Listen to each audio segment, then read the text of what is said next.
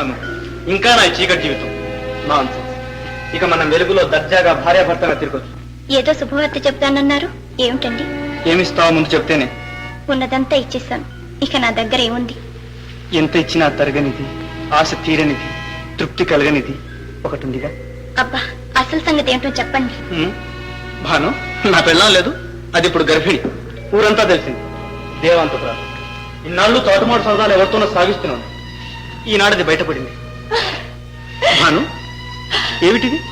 ఎందుకలా ఏడుస్తున్నావు? ఆ దరిద్రం వదిలిపోయినందుకు సంతోషపడాలి. వద్దండి, అలా అనకండి, అన్యాయంగా అలా అనకండి. ఏమిటి న్యాయం?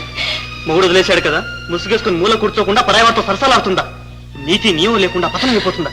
చిచి, కడుపట కడుపు, అవమానం, అప్రతిష్ట. లేదండి, నేను అలాంటి దాన్ని కాను.